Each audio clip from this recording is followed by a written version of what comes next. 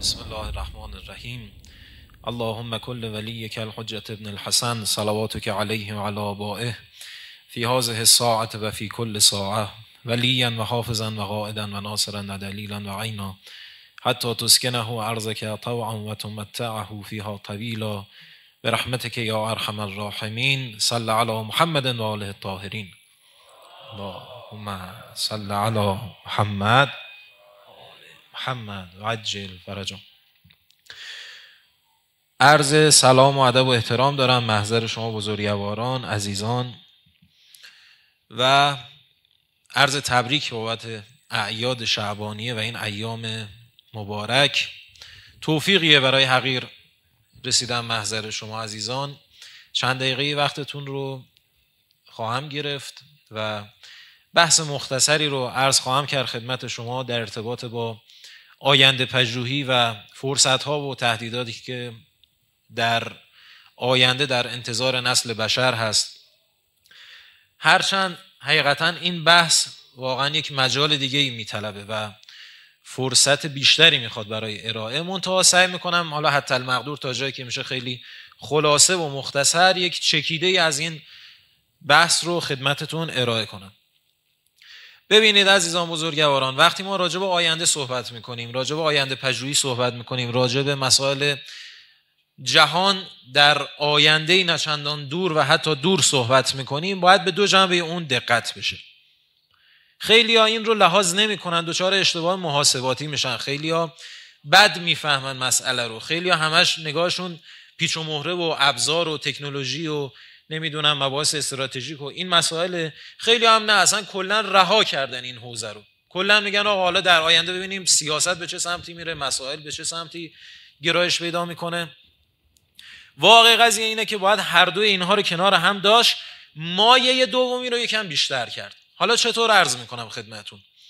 ببینید عزیزان، ما اول بخوایم تو حوزه تکنولوژی، مسائل مربوط به ابزار و پیچ و مهره و نمیدونم چیزایی که بالاخره به لحاظ امکانات و تجهیزات بشر باهاش مواجهه، هم تهدید حساب میشه هم فرصت، یه صحبت مختصری داشته باشیم. خیلیاتون در جریان هستید و میدونید که امروز ابزاری در اختیار انسان هست که شاید تا 10 سال پیش نبود. گوشی ها خیلی هاش دکمه‌ای بود. حتی یادمه یه مدت این شرکت موبایل سازی جلیکس یه نوع گوشی تولید کرده بود، ضربه‌ای بود، یعنی نه لمسی بود نه دکمه‌ای بود، ضربه‌ای بود، یعنی باید محکم میزدی روش تا عمل بکنه. آره من داشتم یکی از این گوشی‌ها، عجیبم بود، حالا دیگه هم ازشون تولید نشد. باز قبل ترش نمیدونم تلفن‌های بی سیم بود و چیزهای مختلف. ببینید ما نسبت به 10 سال پیشمون غیر قابل مقایسه ایم. غیر قابل مقایسه نسبت به 10 سال پیشا. این احتمال هم خیلی زیاده که نسبت به یعنی 10 سال دیگه نسبت به الان باز یک تفاوت خیلی چشمگیری به وجود بیاد تو عرصه دنیا.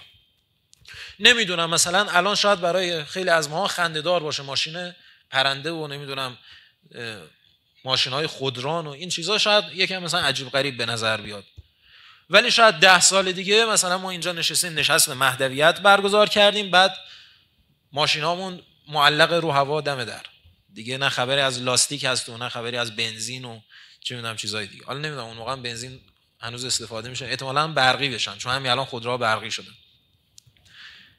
شاید حتی یه چیز دیگه هم باز اضافه کنیم، این واقعیت افزوده که وی آر و اینا، ویرچوال ریالیتی، البته حالا خیلی از اینا بعضاً بد ترجمه شده، حالا کاری به ترجمهش نداریم، بحث مفصلی میطلبه.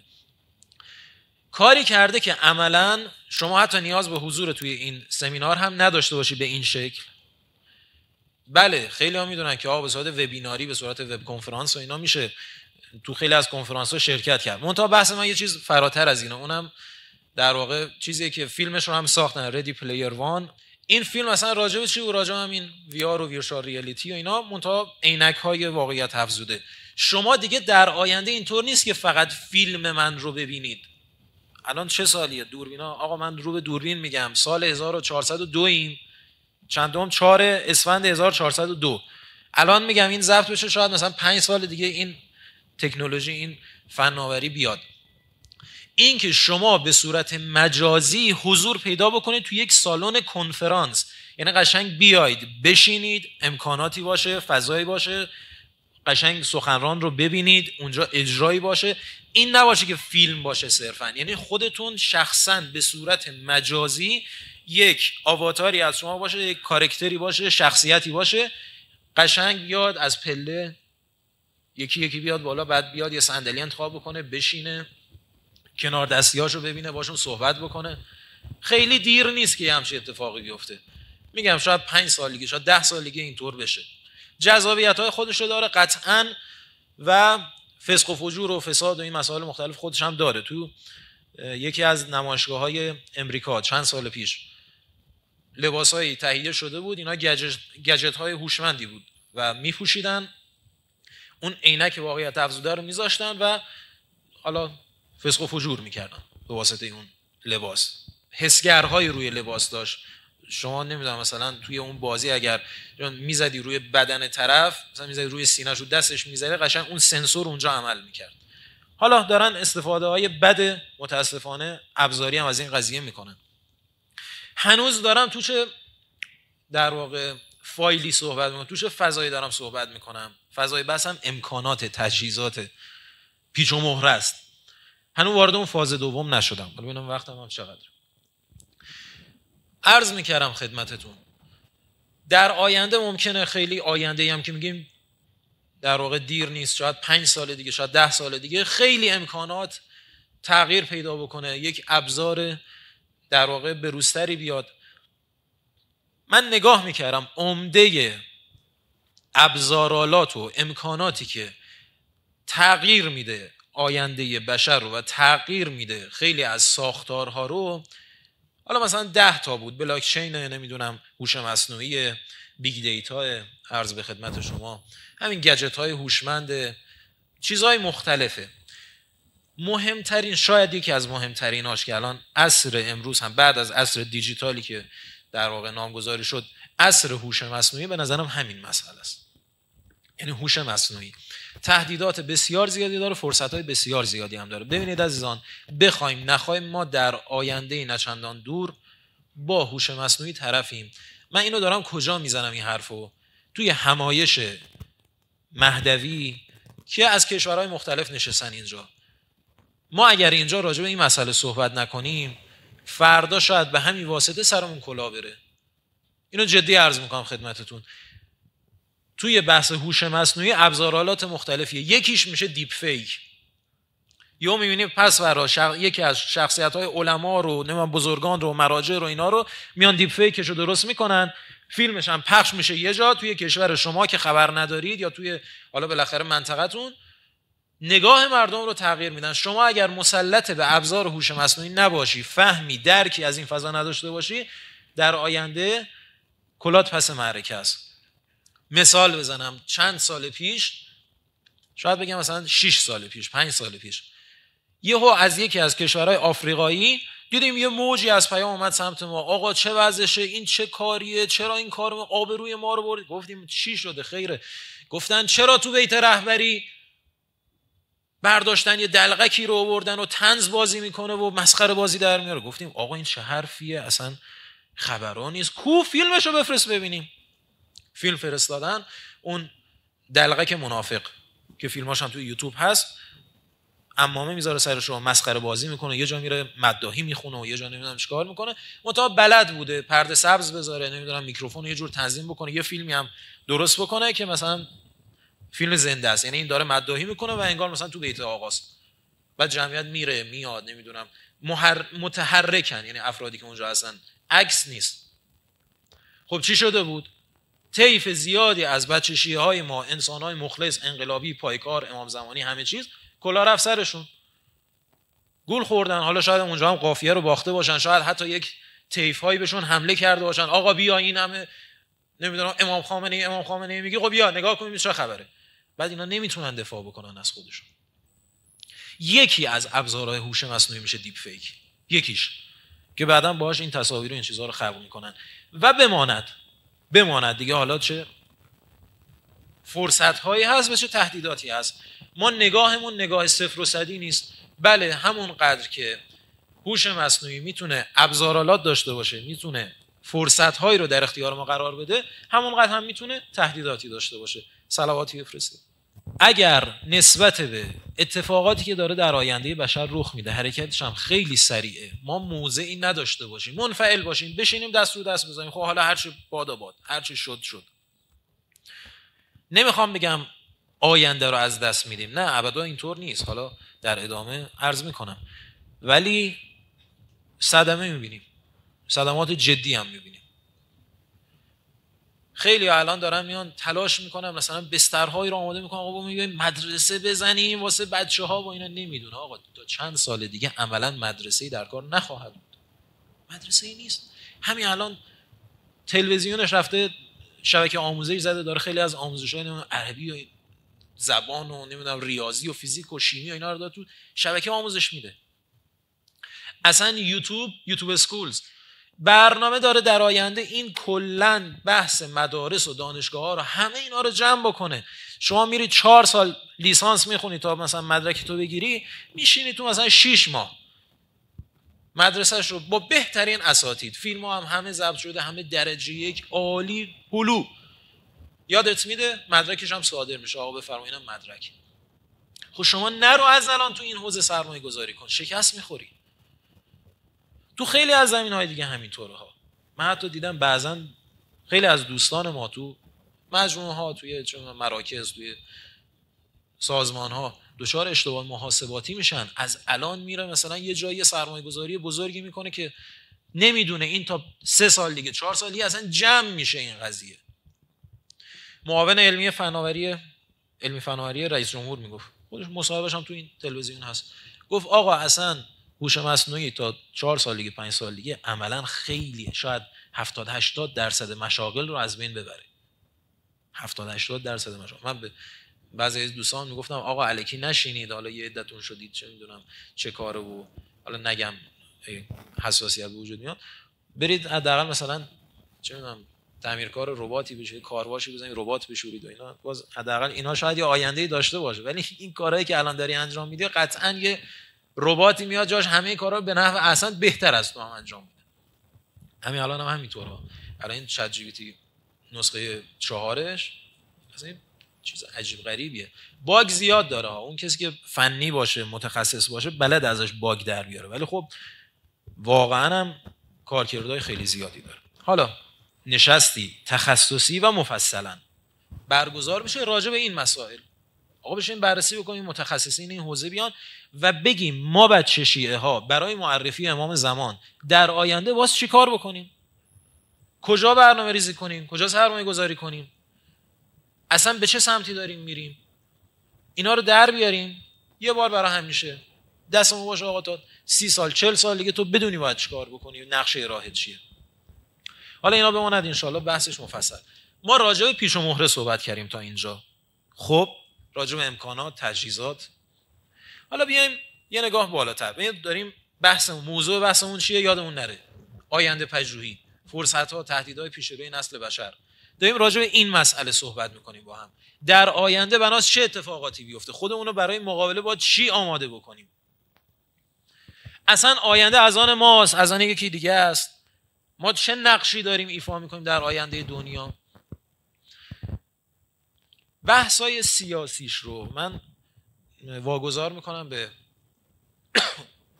مهمانان عزیزی که تشریف آوردن، حالا بعد از من بناس در خدمتشون باشیم. آقای دکتر منتظمی که ایشون مسئول کنفرانس افق نو هستن و در واقع مؤسسه افق نو زیر نظر ایشونه. برنامه‌ای که آقای نادر طالب زاده مجریش بوده و کنفرانس‌هایی که برگزار شده، خدا رحمت کنه ایشونو، شادی رویشون هم یه صلواتی بفرستید.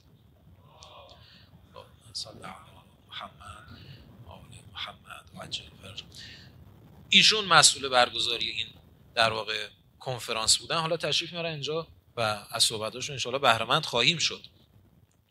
و آقای جان جیمز یوبل که امریکایی الاصل هستن، چند صباحی اومدن ایران. مسائل سیاسی آینده رو واگذار میکنم انشالله. این دوستان استادم هستن و از بنده هم خیلی معلوماتشون بیشتره و مسلط‌تره به بحثم هستن، انشالله اونا ارائه بدن و ما هم استفاده بکنیم از محضرشون. لکن آینده کلی دنیا، نگاهمون به دنیا، به تحولات در آینده چطور باشه؟ آینده بناس چی بشه؟ من میخوام بحث قرآنی بکنم. 2-3 جای قرآن رو من انتخاب کردم با هم بخونیم، ببینیم اصلا برداشت ما از آیات قرآن حول محور آینده پژوهی و سلسله اتفاقاتی که در آینده میفته چیه.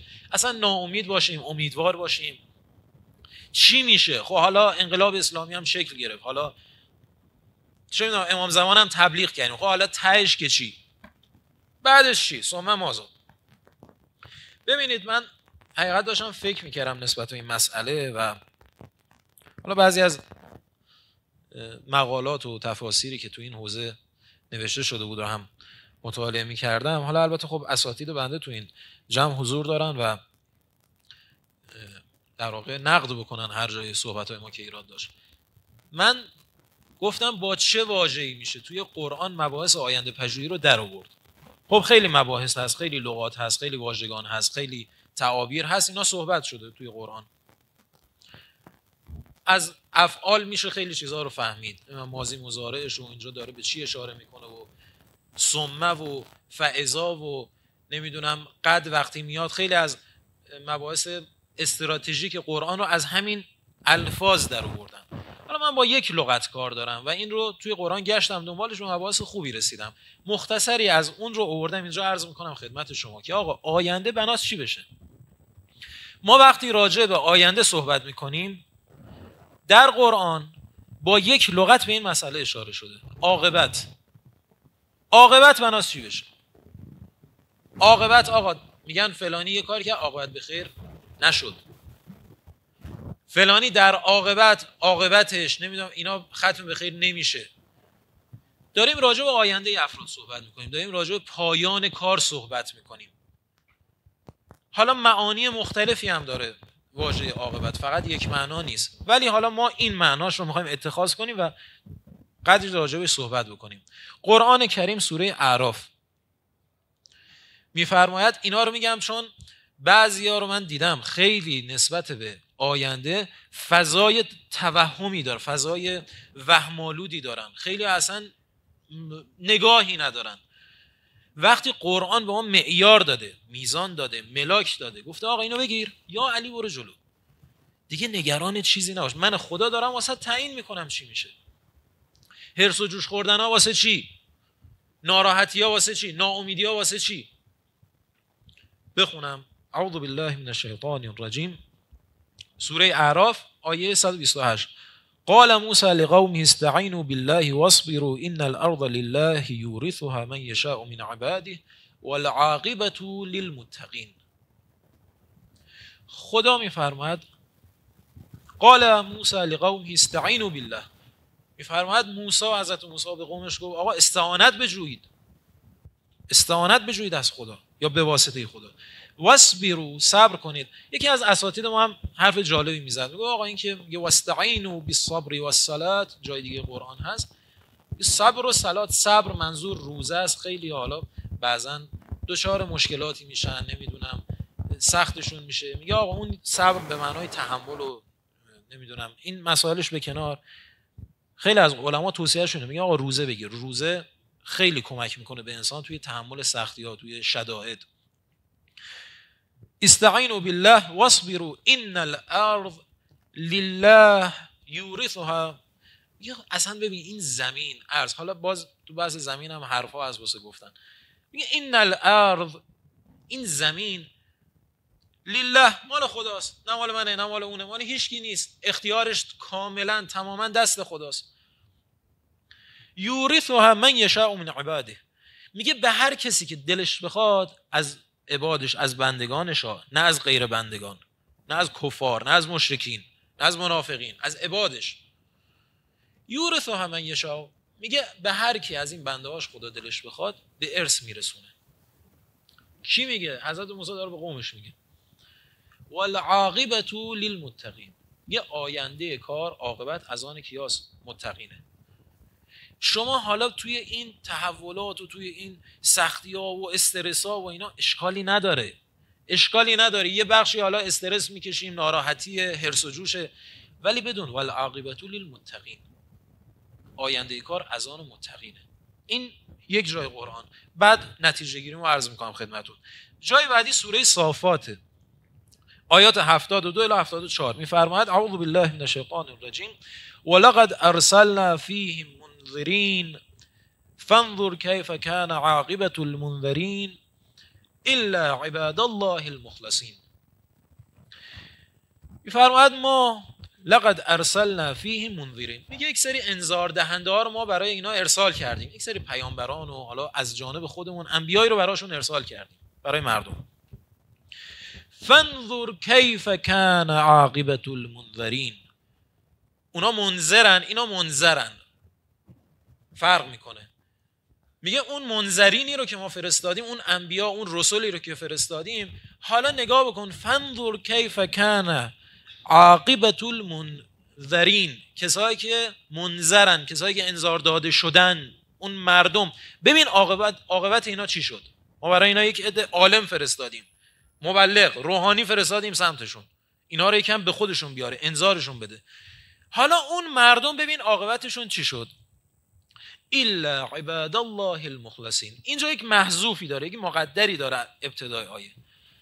میگه آقا خیلی هاشون هلاک شدن. الا عباد الله المخلصین، غیر از اون بندگان خاص و خالص خدا، کسایی که به مقام مخلصین رسیدن. پس عاقبت از آن کیاس باز متقین، نه اون کسایی که وقتی یه عده میان انذارشون میدن، یه عده میگن آقا نکن این کارو، بابا ولمون کو، بذار 2 روز خوش باشیم، بذار حال کنیم، چه کارمون داری. میگه اینا رو دیدی، اینا همشون هلاک میشن. غیر از کیا؟ الا عباد الله المخلصین، غیر از اون باز بندگان خاص و خالص خدا. آقا میخوای آینده از آن تو باشه، میخوای در آینده نقش آفرینی کنی، ببین هوش مصنوعی منم خوندم راجبش، ابزارآلات و اینا رو منم میدونم، آره اونا زودتر بهش رسیدن، باشه حرفی نیست. حتی الان اتحادیه اروپا برداشته کمیسیونی تشکیل داده سر همین جریان و همه کشورها رو داره جمع میکنه زیر نظر خودش، قوانین راجع به هوش مصنوعی رو اونجا مصوب میکنه. اولین قانون مربوط به هوش مصنوعی دنیا هم همین 1-2 ماه پیش مصوب شد. اینا رو منم میدونم، نمیخواد عزیز دلم بیا اینا رو من بگی. آقا یک اسلحه هایی ساختن اینا لیزری، باشه والعاقبة للمتقین الا عباد الله المخلصین، باشه منم میدونم اون تانک داره، مرکاوا داره، نمیدونم چی داره، ولی بچهای حماس دیدی چطور اینا رو فرستادن هوا با این راکت اندازهای یاسین. نمیدونم این واقعا چه سلاح خاص و پیشرفته ایه.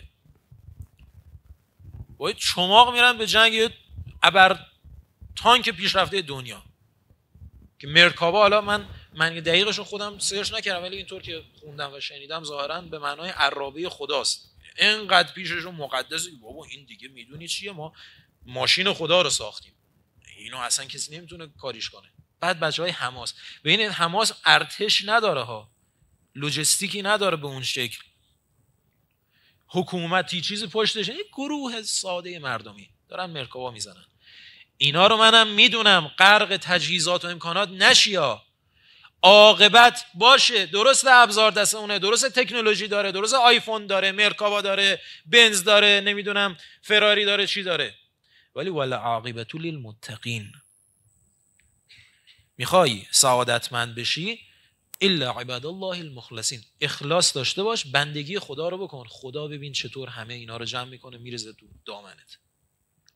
بخش آخر و خیلی مصدق اوقات نشم، سوره لقمان. خیلی قشنگه این سلسله آیات، واقعا من خودم خیلی لذت بردم.